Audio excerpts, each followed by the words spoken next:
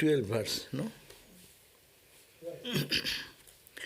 Om Purnamada Purnamidam Purnat Purnamudachyate Purnasya Purnamadaya Purnameva avashishyate. Om Shanti Shanti Shanti. Om, all those that are invisible are filled by Brahman. All those that are visible are also fully permeated by Brahman. The whole universe has come out of the whole Brahman. Brahman is still, remains full, although the whole universe is out, come out of it. Om, peace, peace, peace. Now we are reading Śvetāśvatara Upanishad, and we are on the chapter 6, and we read up to verse number 11 the other day. And we got to know that oneness is everywhere, and that idea was given in the previous verses, giving the example like as it is, the whole universe is nothing but that Brahman, as given the example, the creation came out of him. But how it can come, that is very exceptional example. It is given, the example is that of the spider. Spider brings out the entire net out of his own body. It does not need any other assistance or any other additional extra personality or anything to direct. Similarly, God, the Lord God, the Absolute, with the Maya, when He wished, but instantly the creation comes. Just niṣedhuḥ method. It's like we breathe out, breathe in, it's like spontaneous. So for God's creation of this huge universe, it does not take so much time as we take some time to do anything, little by little, little by little, little by little. No. So, and also to understand that nimitta karan and upadana karan, the efficient cause and the material cause, both are same. For any material universe, to create a material objective, say this house, you need so many things. Matter, what are the material thing? Wood, bricks, mortar, cement. It needs so many glue, pin, nail. All these ingredients are necessary. That is separate from the person who is creating this building or is putting the structure. So two people, one is doing the thing, one's planner or doer, and another material object. The two things should be necessary for anything to be created in the world. But this world has been created by the Satchidananda Brahman, with his manifested power, which is potential, came out, his own power. He didn't take any help of anything. Like the spider takes his own, the thread comes out of his body, and it creates the net. Similarly, God has created this entire. That was the reading. And another, the last verse, which is 11th, we read that. It says, Eko devā, God is only one. That God, Lord is only. Sarva bhuteshu gudha. He is embedded in the heart of all, or hidden in all beings. Sarva vyapi. He permeates and pervades everything we see around.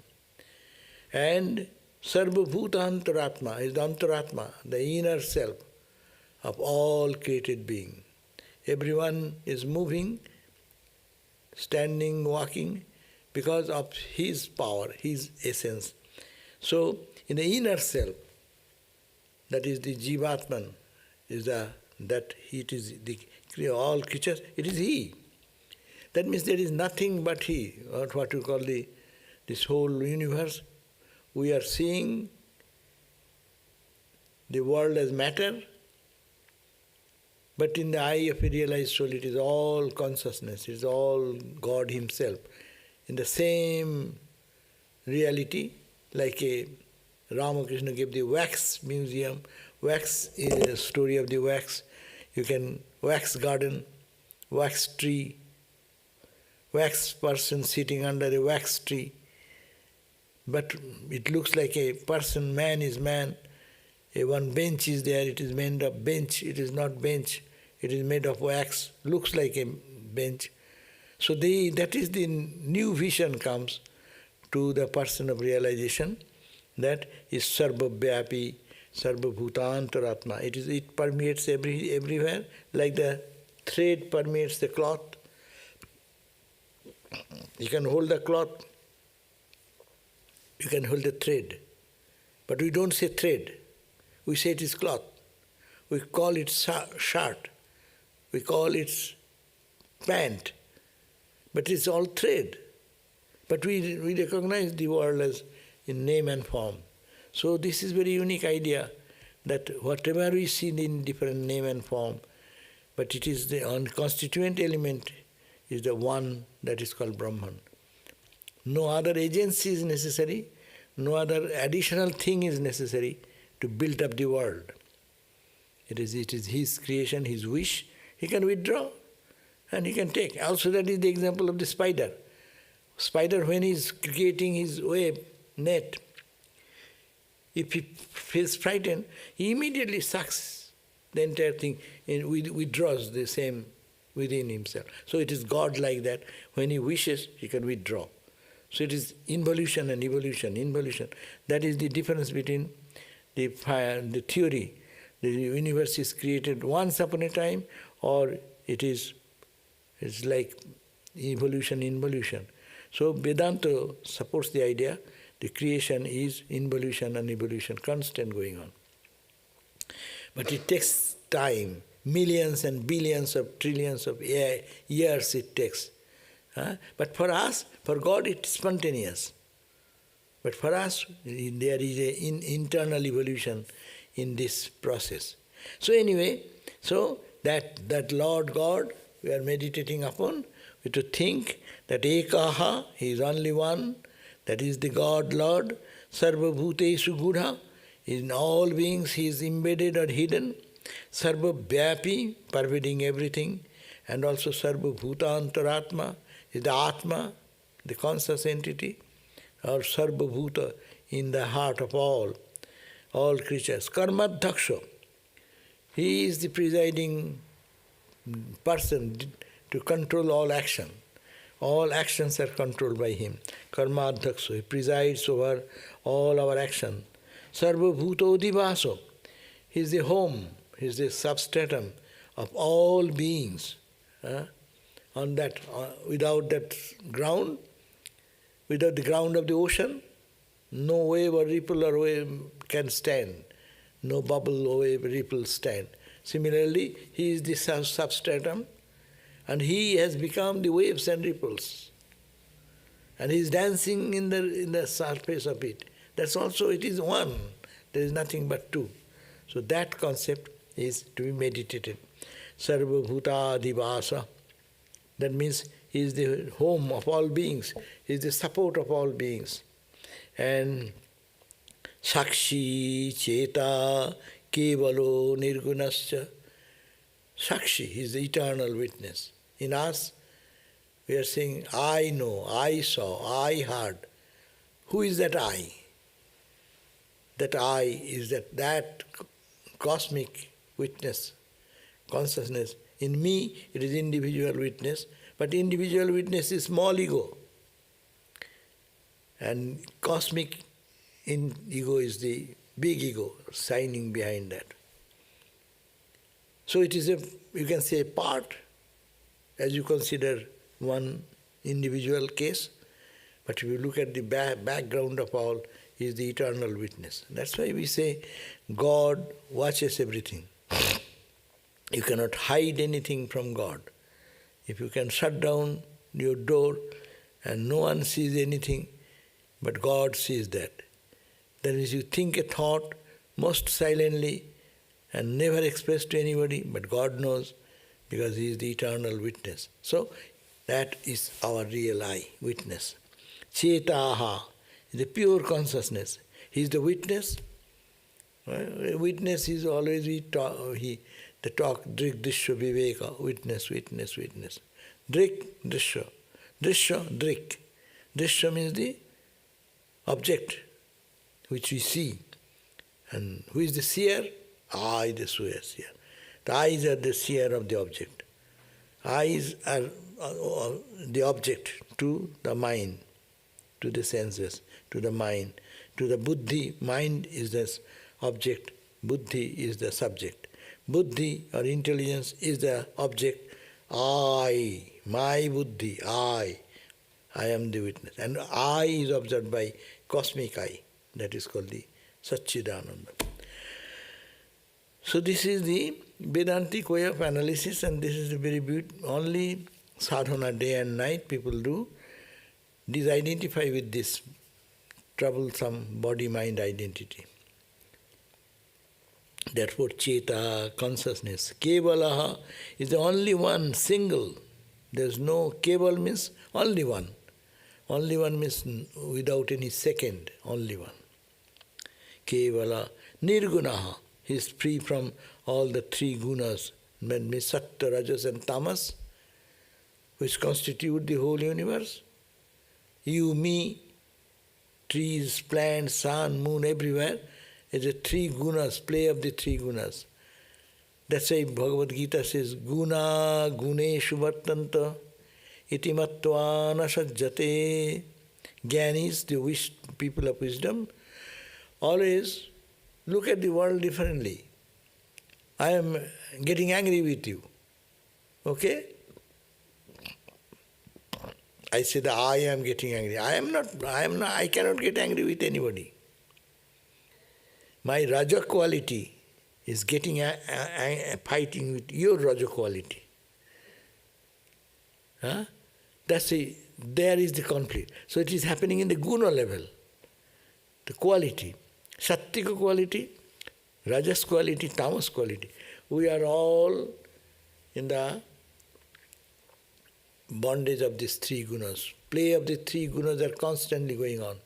In us, sometimes we are calm, Sattika quality more. Rajas, Tamas is there. Sometimes we are active very much.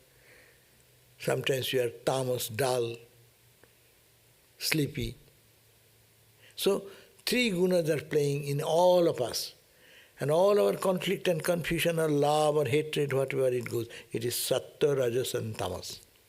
When Sattva comes, you can love, forgive, forget, and you feel in joy, blessedness, peace. That is Sattika quality.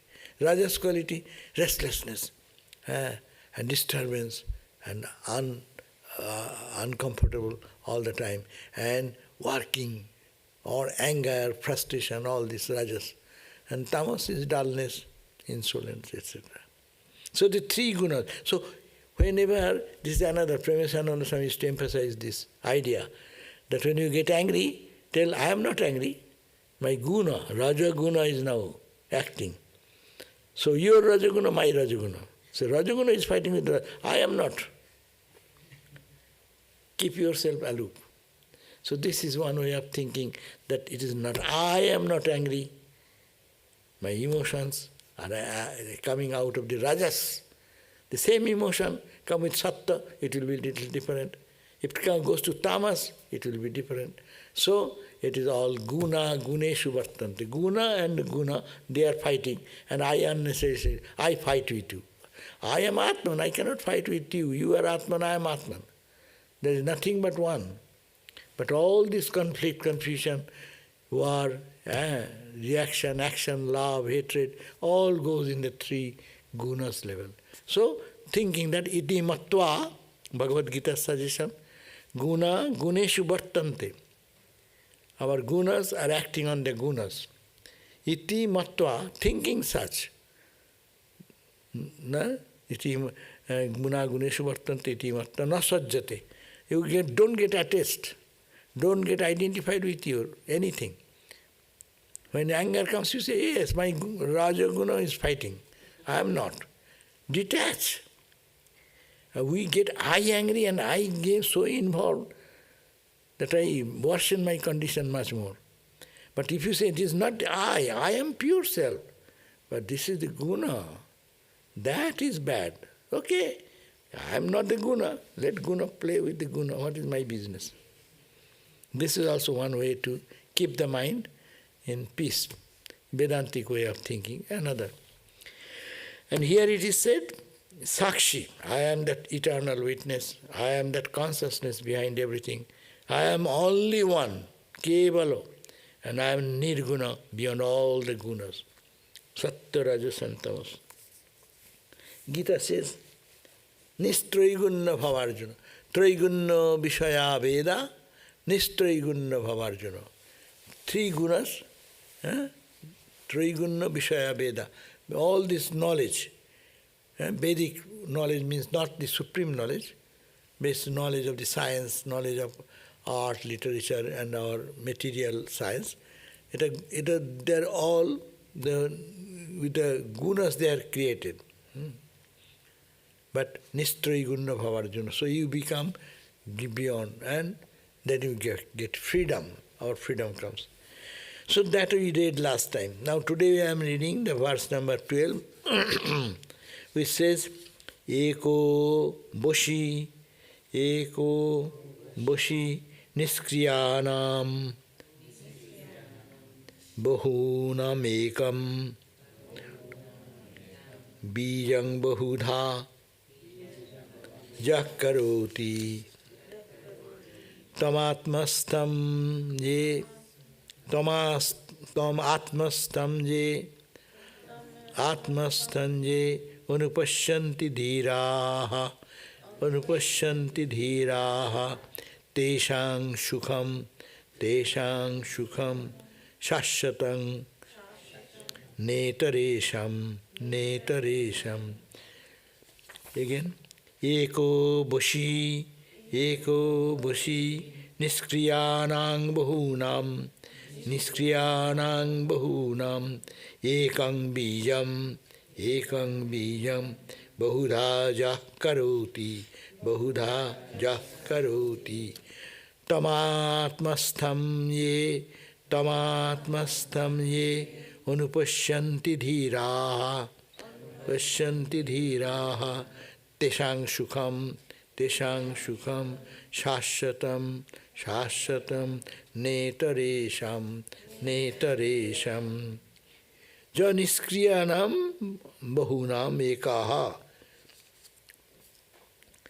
Those wise men who ever feel in their own hearts the presence of Him, who is the one ruler of the inactive many. Inactive many means the expression of includes both matter and individual soul. For the powers of action in both are entirely derived from God. So it says, Ja, as that person who, Niskriyanam, inactive, Bahunam, of the many, Ekaha, that one, Boshi is the controller. That means he, who is the one ruler or controller and rules the many inactive objects. Bahunam eka boshi. Ya ekam, who is that one, bijam is the seed, and that makes manifold. Bahudha karoti. Tam atmastam, that reality, who can say that in my heart as their own self, ye dhiraha, wise people, anupashyanti, perceive, tesham shashyatam sukham. Their happiness is eternal. So, whose happiness is eternal?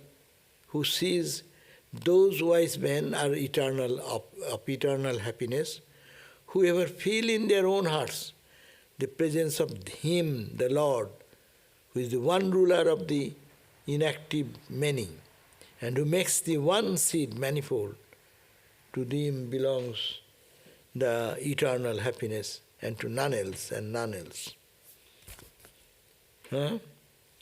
Did you get anything? Did you understand that?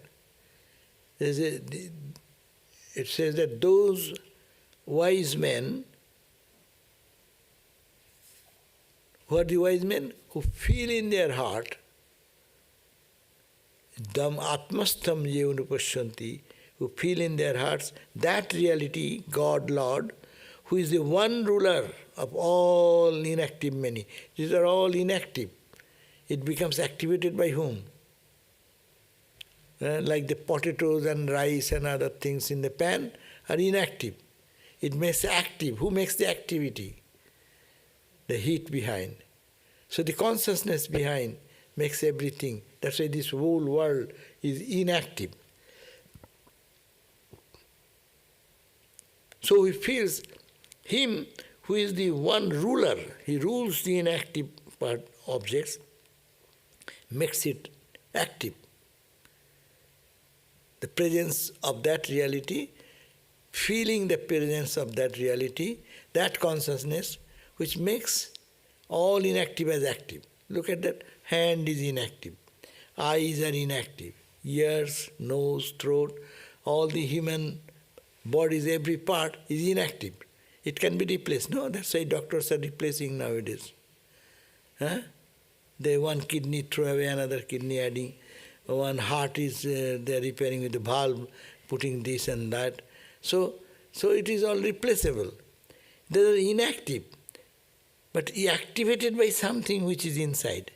What is that activating material? It should be naturally consciousness. That means the one who can see that consciousness in the heart of one, that person is happy.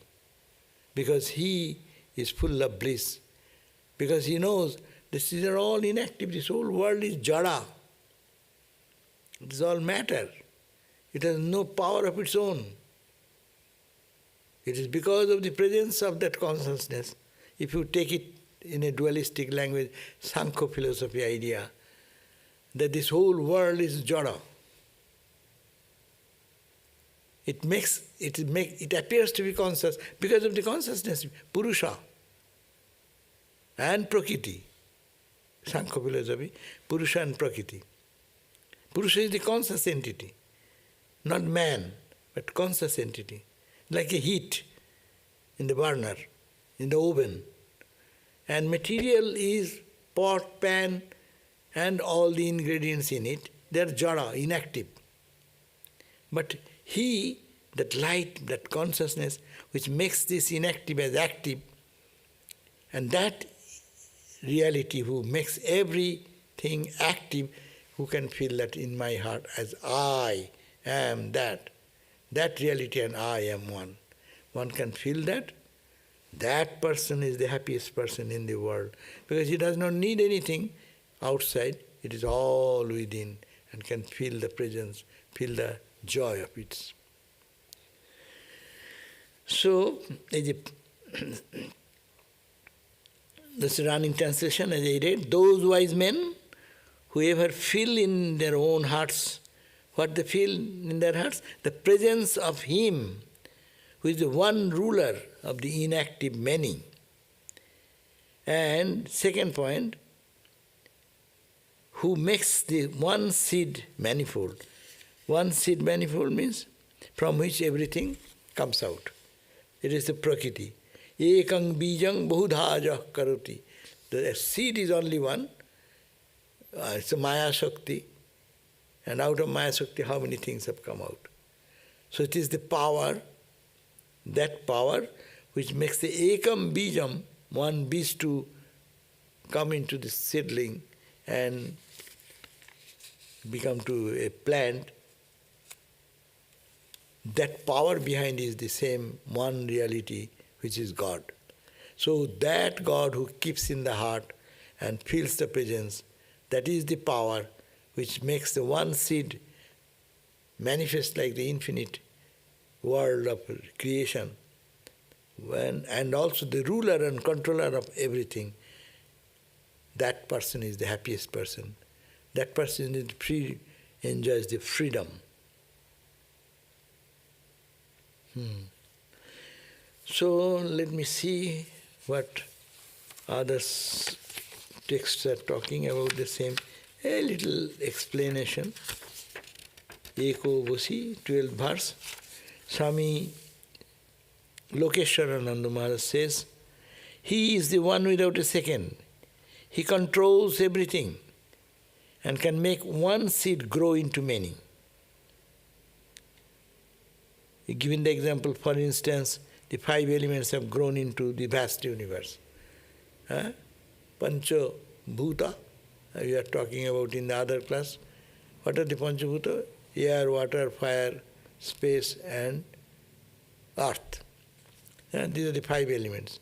So the whole universe is nothing but this 5 elements, according to those philosophy. So that means that one thing has manifested into the 5 and the whole universe. Wise people see this Lord in themselves. Such people are eternally happy, but not others. In one place, Shankara describes the scripture as being affectionate.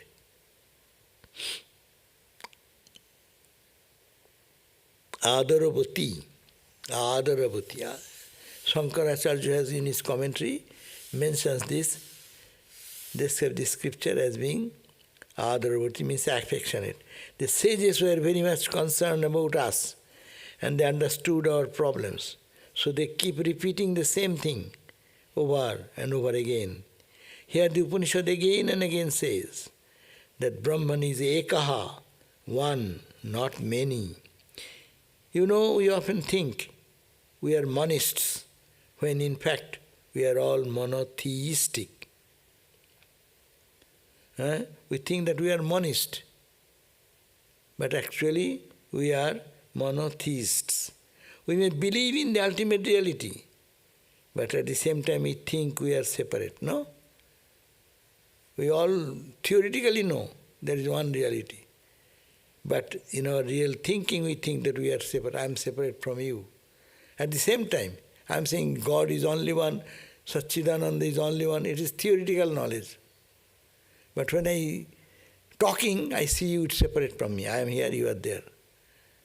So that is the weakness of the human mind. That we are one thing and God is another thing. A monist believes that there is one ultimate reality. But he also believes that we are that reality. Real monist will think that there is only reality Satchidananda and I am that and we are all that.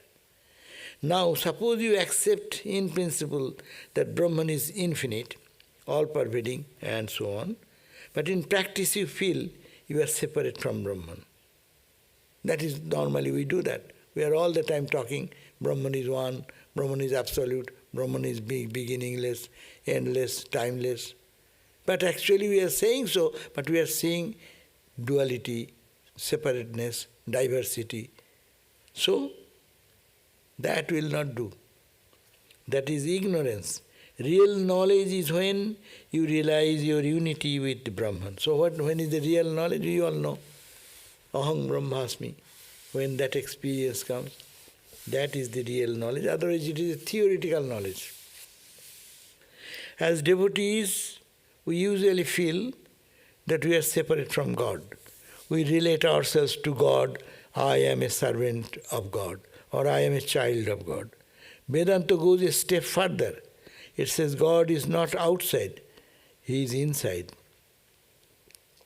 He is your own being. But even as a devotee, you can feel that you are one with God. If you love God deeply, intensely, your love soon makes you forget your separate identity. You feel that you have merged completely with the Beloved. You and God have become one.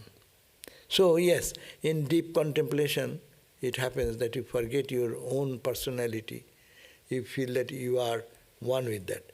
That's why, our gurus teach us, when you meditate on your Ishta Devata, do like that. You are facing the same direction. So that your thinking is here. A moment will come, total absorption, when you will forget. You will forget your identity, only the Lord will remain. There is that idea in a song which is called body donor.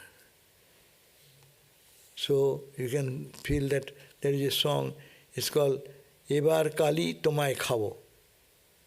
Oh Mother Kali, I will eat you. Eat you means khabo khabo boli goma udarastha na koribo. I will not actually digest you, but I will become you. Chokhe Kali, the eyes, I will see, not my eyes, your eyes. Mukhe Kali, sarva ange Kali makhibo. So that means this is the absorption. That's why it is called meditation, that trying this way is suggested. But difficult sometimes, but that is not the point. But that is the way. Purpose is that one time you will feel that you are totally gone. It is all your chosen ideal. Your Lord God is sitting everywhere.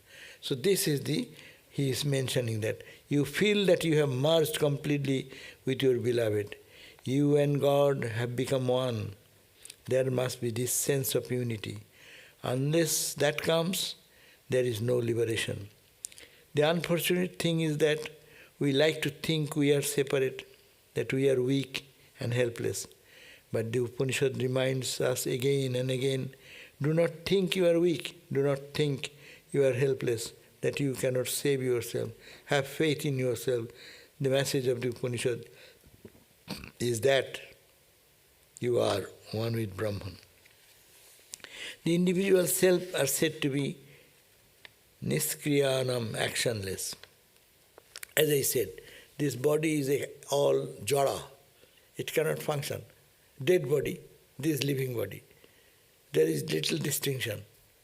Brahman is everywhere though, no? In the dead body, Brahman is interspersed. But it's not active.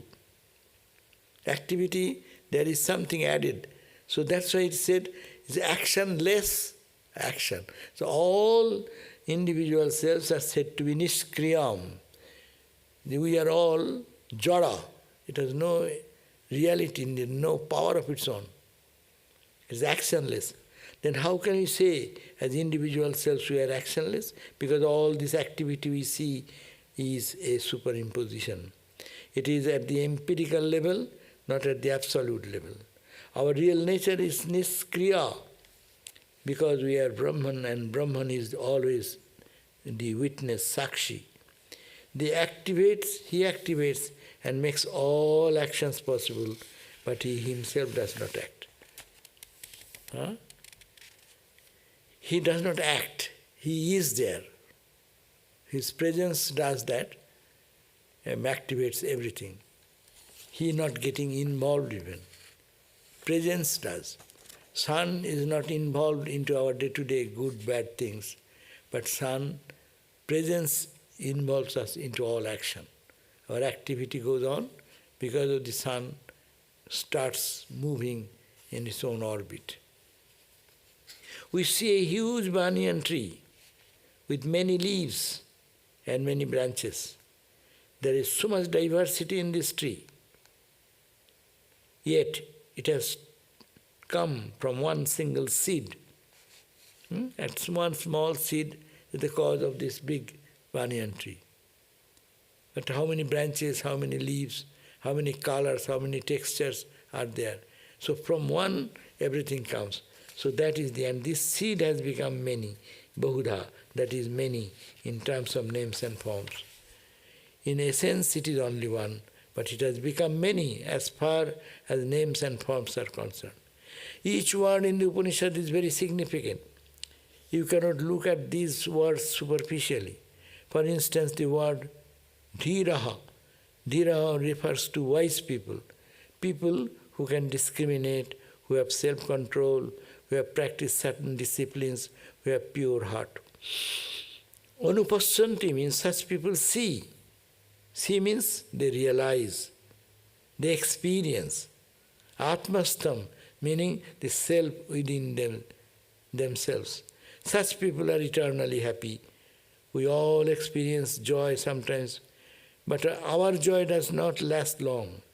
If we get something good to eat, we enjoy it and we are happy, but only for a short time. What we are seeking is joy that is eternal and abiding. It is called śocati. So the Upanishad says that only those who are dhīraha, means wise, who realize their identity with Brahman, they are the eternally happy people. Iteration, no other person who, when a person has had the experience of Brahman, you know that he is different. If you go near fire, you feel heat. You know at once that you are near fire. It is like that when you meet a liberated soul. You feel the impact of his personality and you feel that he is different. So, you can understand easily if you go close to a Brahmagyani, because their spiritual energy permeates our heart also. So this verse is now, I think it is easy to understand that this reality, that one, it is one, everlasting happiness is for those who, and not for others, but who are wise and who realize as seated in their intellect Him who is one and independent, who makes diverse the single seed of the many which are actionless. So many actionless seed, but He makes it manifest and He sustains it. It gives the activity in all inactive particles.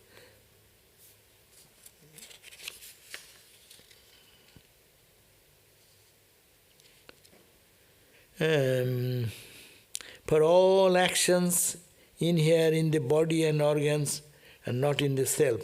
The self, on the other hand, which is actionless, attributeless, devoid of any of sattva and other qualities, and of unchanging, are superimposition on itself the qualities that do not belong to it, and thinks, I am the agent, the enjoyer, happy, sorrowful, lean, stout. These are all Shankara's commentary. He is saying the self is what? Is actionless. It has attribute, no attribute. It is devoid of sattva quality and other rajas tamas, and it is unchanging. Superimposes on itself. So in his own self he is superimposing the qualities which do not belong to it. So, and feels that I am the agent, I am the enjoyer, as we are doing. Here is that eternal consciousness, that is my real I, but I am saying, I am weak, I am strong, I am happy, I am unhappy, all these I am imposing on it. While actions are being done in every way by the three gunas of nature, one who is deluded by egoism thinks, I am the doer. As we are all, every day we think that I am doing. I cannot do anything. The real I is behind. He is doing. That's why again and again we sing that song, that I am the machine, you are the machinist. I am the house, you are the owner of the house. This is the body, but you are the real who runs this body. I am not the doer, you are the doer.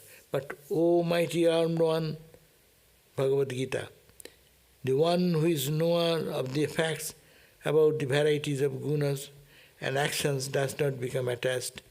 Thinking thus, the organs rest on objects of the organs. Those who are wholly deluded by the gunas of nature become attached to the activities of the gunas.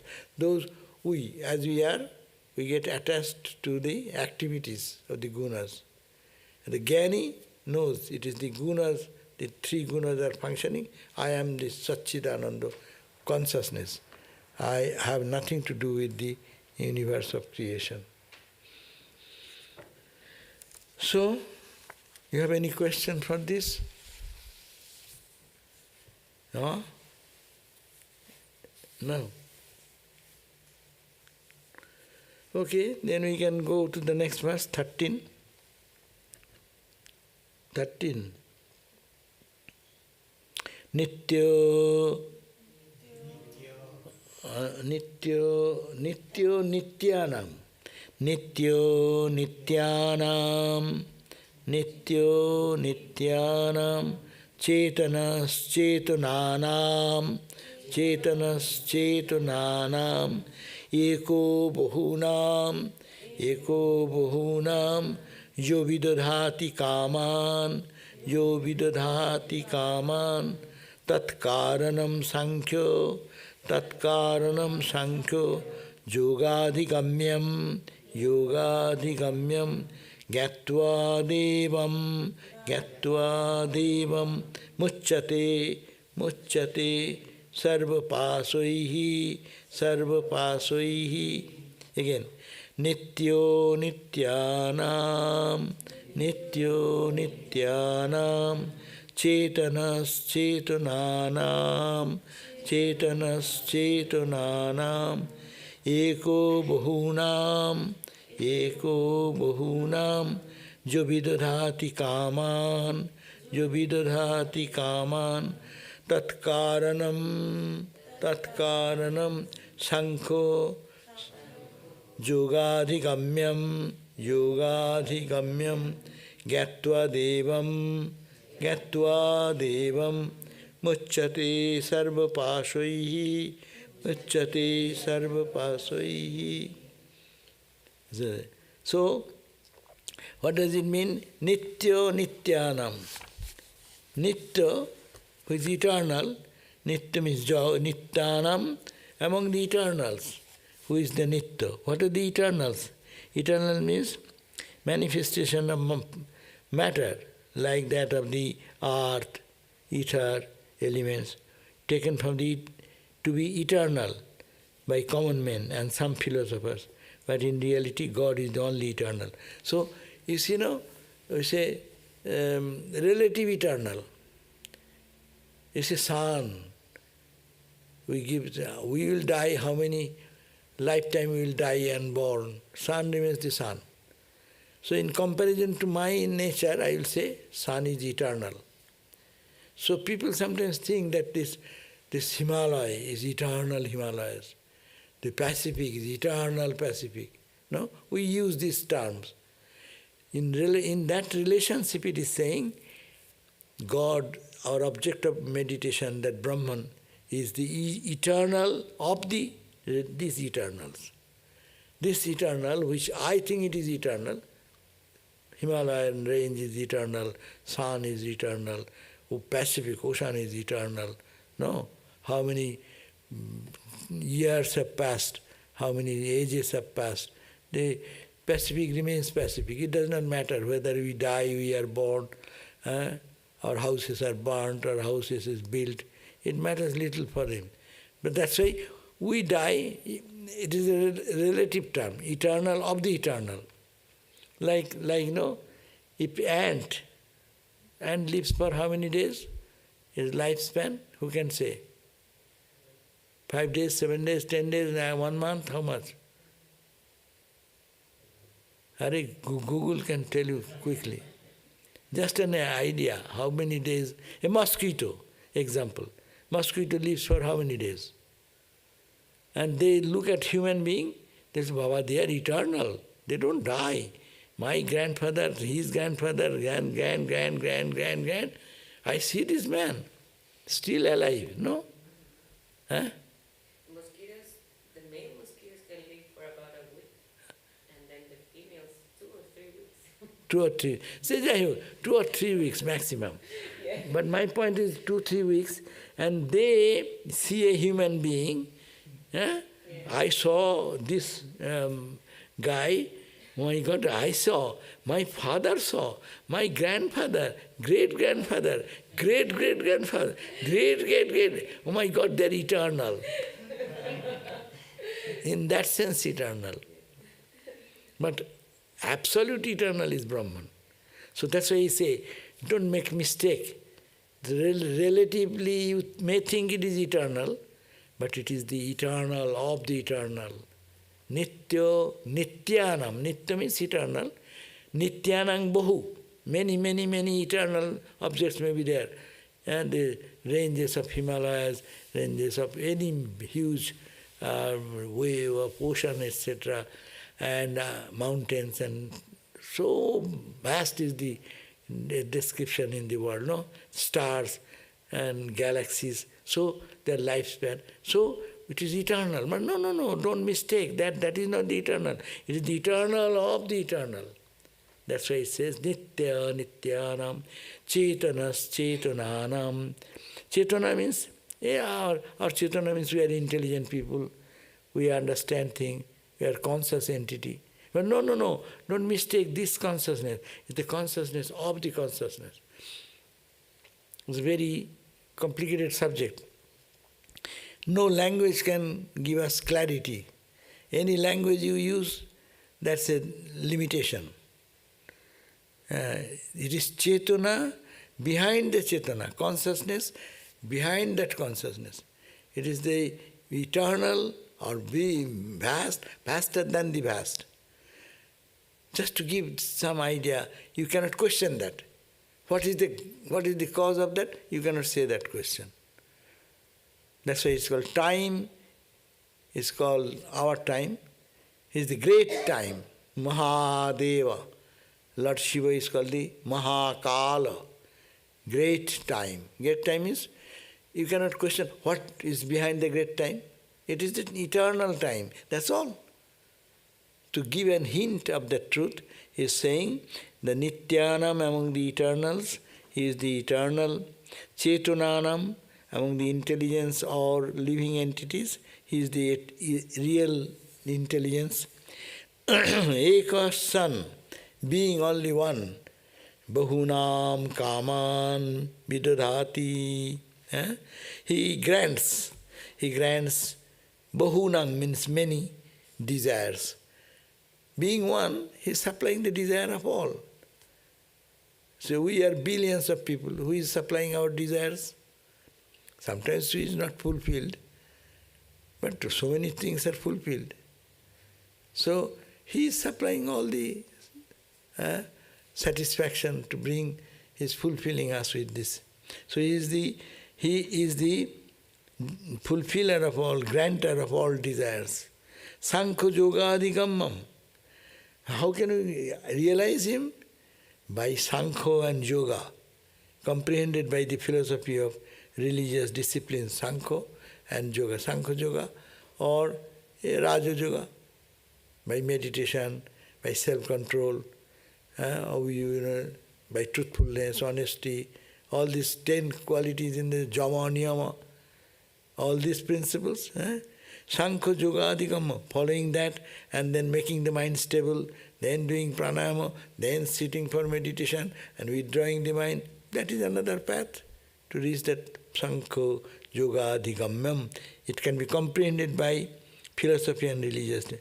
Tat karanam, that cause, that is the eternal cause. Gyatva, knowing that eternal cause, who is the God, Lord, realizing sarva pasai muhyate, one gets released from all types of entanglements, all types of bondage. So the running translation goes like this: He is the eternal among the eternals. Footnote of eternals are manifestation of matter, like ether and earth, air, etc., which are taken to be eternal by common men, ordinary people, and some philosophers also take that these are eternal. Prakriti, Sankho philosophy says, as puruṣo is eternal, prakriti is also eternal. Puruṣo, prakriti, when combined together, we are deluded. If you can separate out, then it is called the Sankho knowledge. Knowledge means that is the dawn of knowledge. Now, though one, he, the Lord, grants the desires of the many, grants the desire of the many. He is the intelligent among all intelligent. He is the intelligent among all intelligent. There is a footnote. All that are that are intellect. This expression means either the many knowers or individual souls or the various organs of knowledge, internal and external, like the senses and the mind, which appear to be intelligent to the ordinary man. In either case, God is the intelligent entity in their midst in the unique sense, because the individual knowers are only His expressions, and the organs of knowledge only reflect the intelligence of Him who is the eternal witness. Anyhow, we have discussed that point. He is the intelligent among all that are intelligent. Intelligent means wherever there is a sign of, see, the intelligence is everywhere. If you look at it very carefully, the trees have intelligence. If it finds some obstacle, it tries to bend like that. Even a creeper, very unassuming creeper, it turns that way to go towards the light. So it shows that it is intelligence. So that intelligence is not God, but intelligence, what is the intelligence behind that understanding? This is the intelligence of intelligence. So that is called the Atman. Though He is one, that He grants the desire of many. One is released from all fetters of bondage, realizing Him, capital, the cause of all. He is the cause of all cause. He is the goal of all realization, who is comprehensible through the philosophy and religious disciplines, Sankho and Yoga. Religious discipline is Yoga, and Sankho is the philosophy.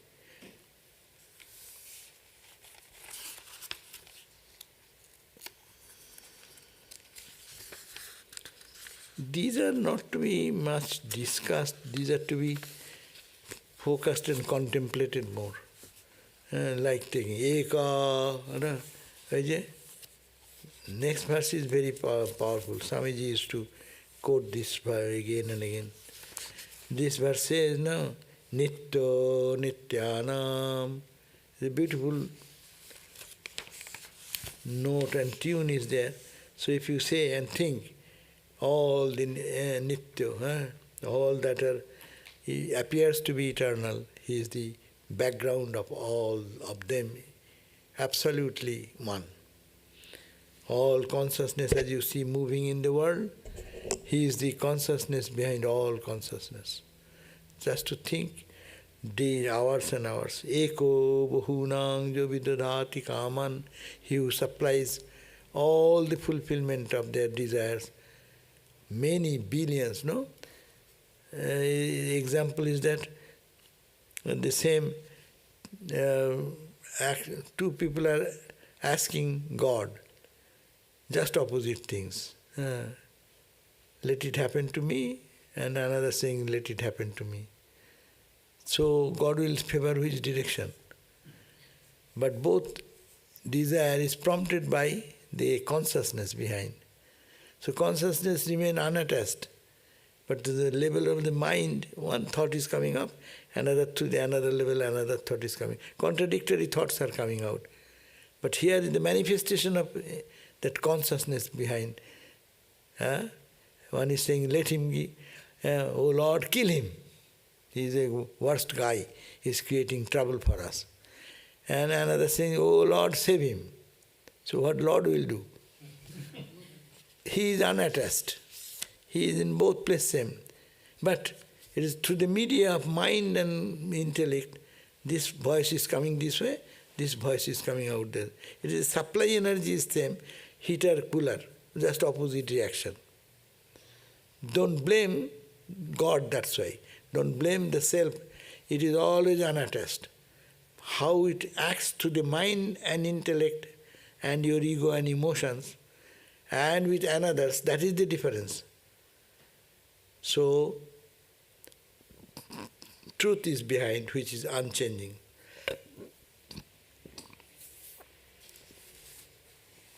So we have read this. Let me see. Shall I not read this out? Let me see quickly. The Lord gives eternity to eternals. The Lord gives eternity to the eternals. Eternals also means Brahma, Vishnu, Lord God. They are called also eternal because so long the creation goes, they are ruling the country, no? Billions and trillions and zillions of the ages together. So Brahma is creator and he is sitting there. But he is not the boss. Behind is the Brahman. Vishnu, nurturing the whole universe. But he is only expression of that eternal truth. Behind is the Brahman. So, like that. The Lord gives eternity to the eternals, consciousness to those who are conscious. He is alone, yet he is able to fulfill the wishes of all. You realize him only through knowledge, and when you have this realization, you become free from ignorance. We all struggle in this phenomenal world because we have desires. We want money or success or health or beauty. Who helps us realize our desires? It is Brahman. Vidhati means he bestows, he dispenses, he enables us to realize our ambitions. The word Sankho here means knowledge. It is through knowledge that you know Brahman. When you go through certain disciplines, you experience him. He reveals himself to you. Yoga here means to unite. Knowledge is called yoga because it unites with the individual self and the cosmic self. If you can concentrate your mind and bring it under control, you at once see new depths of consciousness within yourself, which perhaps you had never suspected were there. Now you see only a small part of yourself. It is like seeing an iceberg. When you see an iceberg, you are only actually seeing only the tip of it. Most of it is hidden under the water. Similarly, now you see only a small portion of your consciousness. Most of it is hidden within, and you do not even know how great, how sublime it is. So the consciousness, as we are seeing in our life, we see that we get surprised sometimes. Oh my God, his intelligence is so great, no? How he brings all these things together. It is a unique expression, but it is nothing, it is only iceberg. Below is infinite knowledge. So you do not know even how great is sublime is within. You experience it through knowledge. By knowing Brahman, a person becomes free from all bondage. The word devā here means luminous, and the knowledge also is often referred to it light. We often say the prayer, tamasoma jyotirgamaya, lead us from the darkness to light. That is to say, lead us from ignorance to knowledge. Brahman is called devā, the jyoti, because it is self-luminous. Paśyaty, or bondage, comes when I think I am separate from Brahman, when I think I am individual separate from others. This ignorance is the root cause of all our sufferings. If there is a screen in front of you, you cannot see what is behind it. But if the screen is removed, you can see everything on the other side. Ignorance is the screen that prevents us from knowing our true self. The Upanishad is trying to remove this ignorance by saying again and again that you are Brahman. When you know this, you become free, you are liberated. You then live in jiva mukta, a person who is liberated but still living. When you attain this supreme knowledge, you do not die. Your body remains as long as your prarabdha karma is there. Prarabdha karma means the result of past actions that have not yet been borne fruit. It is the momentum that keeps the body alive, like a wheel when keeps turning, though it is not longer pushed.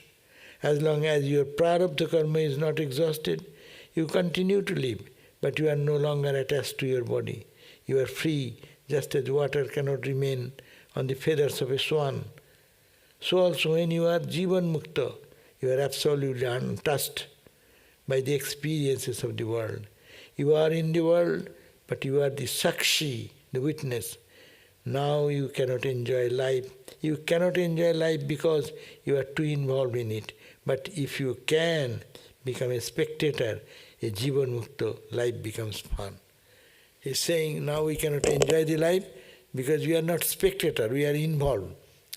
I get involved. But if you can be a spectator everywhere, then you can enjoy the fun. Who enjoys the artwork? Not the buyer, not the seller. Because buyer thinks how less I can purchase it, and seller thinks how much price we can put to have sell it in a better price and get rich. But who can enjoy? Onlooker, third party. He is not involved in buying or selling. He only sees the beauty of it. So if we can look at the world an observer's eye, then it is all joy, all peace. We get involved, there is the problem. In Dodger Stadium there is play going on. Two parties are there with the flag, with this, that, cracker, this, that. Someone does right or wrong, but his party wins. And jumping, weeping, and the other party is morose. And when another party does one thing, and they are excited to the highest, and they are morose. But third party is there who enjoys, who did the best kick here, and he did the best kick here. He enjoys here, clapping hand, he enjoys there, clapping hand. So that is the point, that who enjoys, who is the witness. So okay, so we shall end here. Though another book was there, I will not read because time is up. But to understand is that this is that talking about the same one consciousness in so many ways, so that it enters into our understanding and we can really dive deep into it. Next day will be beautiful verse, natatro shurjo bhati, that the sun does not shine. That's very favorite of Swami Vivekananda. When he used to say this, pointing towards the sky, natatro shurjo, that the sun does not shine. And Baba, those who used to see that, his face is flushed with joy, and everyone will be stunned to see his, and a different atmosphere will be created there. So one question has come, start of one's life by burdening him with such negative traits. How can one rescue oneself from such a position and make his life meaningful instead of letting it go to ruin? Yes, this is the I cannot say how, in what condition is that devotee is there and how to rescue. Only think positive thinking. If our intensity of every problem will be dissolved, if we know that this is all unreal, it's for few days. Unreal means 1 year, 2 years, 3 years. All these violent days or happy days comes and goes. So why to pay so much attention? It has come, it will go away. I was not born with this. As he said, such a negative traits, burdening him with such negative traits. Yes, that is burdening me, I am feeling sorrow, I am feeling something. That's okay. That part is to be accepted. But we have to be strong enough to say, this is a passing phase. A cloud came, and cloud will go away. I will remain the same. I am unaffected. I am forgetting that I am unaffected, eternal consciousness. I am thinking I am involved into the affairs. Just I gave the example, affairs in the involvement of the games of life. Life is a game. As a witness consciousness, how we can see. That's easy to say, not easy to follow, but that is the only way. Why we are getting so much involved in it? How many things came in your life? Look back from childhood till today. Many serious moments came. Many serious troublesome situations came. Many joyful situations came. Nothing is there excepting a passing remark and mark. some light scratches somewhere of that experience, but that is gone. And I am facing today's situation. That will go.